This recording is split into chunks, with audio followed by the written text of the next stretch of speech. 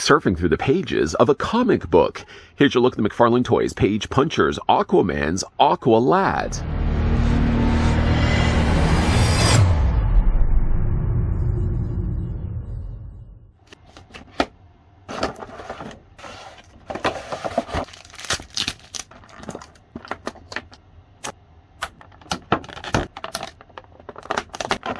A natural-born leader and level-headed team player, Dǝvᴉous is an Atlantean-human hybrid who possesses the power to control and form water into solid constructs, pulled between not only the worlds of land and sea, but between those of good and evil itself. Dǝvᴜous, or Jackson Hyde, also better known as by his adopted human parents, has strived to make sure his legacy does not define him. Before we look at Aqualad and the accessories that come along with him, let's grab the tape measure first and see how tall the figure stands. Aqualad in this case is 6 3/4 of an inch in height, or the figure is 17 centimeters tall. As for comparing him, here's what he looks like with the other Page Punchers figures we've looked at so far. A slightly wobbling Aquaman you can see is still taller than Aqualad, and he is, to be fair, also still shorter than Black Manta. Whether that will change, though, when we look at Ocean Master, time will only tell. In the meantime, though, let's look at the accessories that come included with Aqualad. Not really considered necessarily an accessory, but the figure still manages to come included with Aquaman #1. It's still, though, to be fair, the same pages inside, so if you've already seen my review, though, of Aquaman and Black Manta, thank you for that, by the way. But it is, in fact, the exact same issue. The only thing that's different, though, is the front cover. In this case, you can see it does sport a very nice image there of Aqualad. That same image, in fact, gets also carried over to the cards, segueing that over to it now. The card itself does, though, have a smaller representation of Aqualad with a lot of surrounding space around him. Down below it does say Aqualad, and flipped around to the back it does also list his real name, and of course the little paragraph read-up that I already read at the beginning of the video. Still nice looking cards. I'm going to move that to the side. One thing we usually tend to do right after looking at the comics, we took a bit of a detour to look at the card, but the figure also comes included with a display stand. Nothing really necessarily new to report here. It's still a circular black display stand. It's still got, of course, the DC logo down below there, and it still has only one peg. One lone little peg who only asks for friends up at the top corner there. That, of course, can plug into either one of Aqualad's feet. Figure also comes included with his water swords. I really like the look of these, and initially, while looking at the figure and packaging, I thought there was one problem that was facing the figure. And you'll be happy to know, if you're thinking the exact same thing as me, that problem has been fixed. Before we do that, though, actually I did want to show you what those swords look like. Translucent blue plastic gets utilized here for the blade, while it looks to be the case they've used more molded burgundy plastic for the actual hilts. These obviously can fit into either one of his hands, and if you've been thinking this whole time while looking at the swords, does he not have also the hilts on the back of his body? Well, yes, he does. If you flip the figure around, he does have, in fact, the same hilts on the back. Leading then to, of course, the question you're probably going to be asking, well, if he's going to be holding the swords in hand, why would he then still have the hilts located on the back of his body? McFarlane's team did think that, as you can actually remove the hilts completely. So if you wanted, for example, to have the figure displayed like he's already just drawn one sword, and simply, again, just take the sword and fit it into his hand, you can do that. I think that was smart on their part to do that, because obviously you'd hate to think that if you're going to be pulling a sword out for a figure to be wielding, that he still somehow manages to still have the sword on the back of the figure's body. Struggling, though, a little bit just to get the sword in his hands. You may even want to heat the hands just a little bit more than what I've just done right now. But yeah, I do like the idea that you can draw one of the hilts out. If you want to have them displayed, or if you want to have them displayed with both the swords, why not? Just simply take both the hilts from the back of the figure's body. Just don't obviously lose them. You want to make sure you put them in a place. I always like to keep my extra accessories that I don't plan to store or display with the figure. I put them in a little tiny baggie, and I usually put all the same wave accessories together. So if I'm looking for one of the figure's accessories from that wave, I right away know where the rest of the figure's accessories are as well. Do like the little touches, though, and again, I don't mind the fact it's got now little absent holes on the tops there. Obviously, that would be the case anyways if he's going to be drawing out the blades. The blades, though, do look really nice. Removing it for right now, at least. We're probably going to be coming back to those a little bit later on.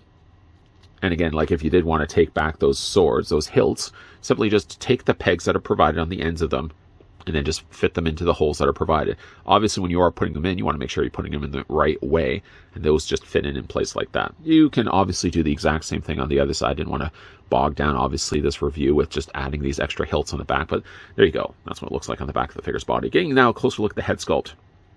While I will say, though, the one that was really the most interested in out of just personal interest was more Black Manta. But I will say, though, Aqualad succeeds in having what I feel to be the best head sculpt from this wave. His head sculpt is quite good. It looks a little like Killmonger, I would say, by the way they've styled the hair, and I do like the way they've added the little bleach streaks in there as well, just to add some additional color as well. But the face is really quite good here in Aqualad. No problems with it whatsoever. It's got really a soft approach when they've done with the eyes and the lips, but it's a really all-around nice-looking head sculpt. Coloring from there carries on down to more oranges that they've used here. He sort of has like the scaled sort of suits that the classic Aquaman would have. It's not nearly the levels of busyness that the Aquaman that we've already had a look at had. I like the more refined look that he has for this particular suit. You can see the way the chainmail's been nicely sculpted. It looks to be as well that they've added a bit of a sheen to it as well, so it's not simply just a matte finish paint. He does have streaks there also on the sides of his body that do break up and add a little bit of extra darker colors there as well. And speaking of colors, can't help to also point out the fact that he does have all this really nice bright blue streaked across the forearms and also in his biceps as well. It's one of the notable traits that the character has. From like the waist down, he doesn't seem to have as much the color. He has it granted here in the emblem that he has for his belt buckle, but then below that, he pretty much just has molded black plastic. Noted, though, that he does seem to have more matted black plastic that does match the color nicely that he has to the sides. Unfortunately, though, he has more shinier legs in plastic instead. I kind of wish that they could have kept the colors kind of consistent with more of the matte finish above it. But he does have, again, like the little fins there on the bottoms or the backs of his calves. And, of course, he does have the orange on the bottoms of his soles as well. Mentioned already is the fact that the figure does have holes on the bottoms of his feet. So while if he doesn't unfortunately have a flight stand, I might actually see if I can find a flight stand from some of the other figures I've already had a look at. Some of these characters, for example, the ones that not necessarily fly, but certainly swim in the waterways, I would love to have them on actual flight stands. So I can actually get like Aquaman, for example, looking on my shelf like he's swimming.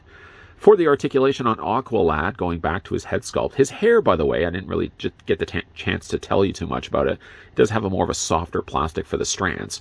The head, though, does move back and forth on the ball joint. Does look up, does look down, and of course you can rock it back and forth as well.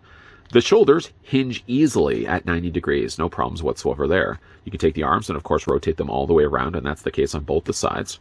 You can also swivel the figure at the bicep section. You can, in fact, hinge the figure at the elbow in 2 points, and you can also rotate the hands all the way around. As for his upper torso, it is on a very generous ball joint, and the same could be said for the bottom of his abdomen as well. A very generous ball joint there, too. Legs do split out, once again relying on what seems to be ratcheted joints on the insides of the thighs. You can, of course, take the legs and move them forward. You can, in fact, move them back. And just by the way that they're constructed, you can also wiggle the top of the thigh as well.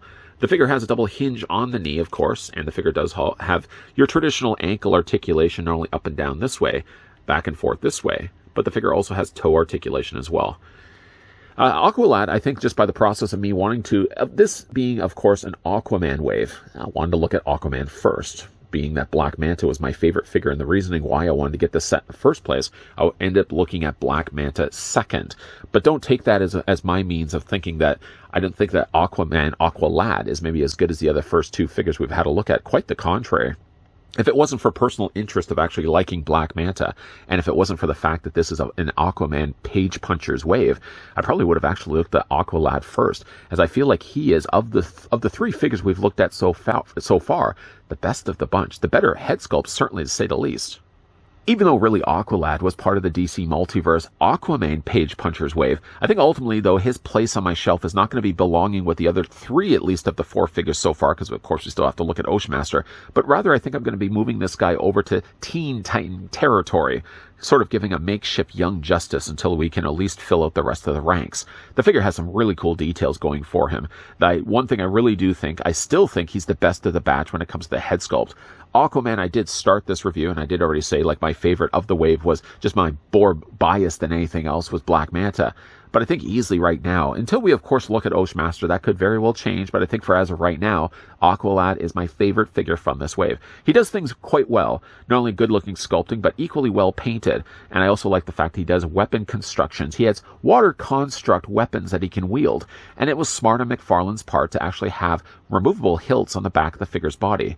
There's nothing more jarring, of course, when you have accessories that the figure comes included with that happens to also be the same accessories that are permanently molded to the figure's body. Well, they did think that. The only thing about that, though, is obviously if you're going to have the figure displayed with his water weapons, those water blades, make sure you find a place, of course, to put those hilts. I like to generally put them in like boxers or like baggies, and I like to usually write on the baggies exactly what wave they're from. So, of course, if I don't have the figures displayed with those accessories, I always kind of know whereabouts they're going to be if I ever need to claim them. But what do you guys think of Aqualad? Nice looking figure overall. And of the three figures, because again, we still have to look at Ocean Master, but at least of the three we've looked at so far, what do you think is the best figure? Let me know down below in the comment section. Also, as well, if you guys enjoyed this video, why don't you hit a like? If you guys are loving the content you guys are seeing, and you certainly do want to stick around for more, because again, we are still going to be looking at Ocean Master. Whether he will be the best figure of the batch, time will again only tell. But of course, make sure that you're not missing out on that upcoming video. Make sure you are, of course, hitting that subscribe button down below. And of course, you're also turning on the bell notification. As always, guys, thanks for watching. See you guys next time.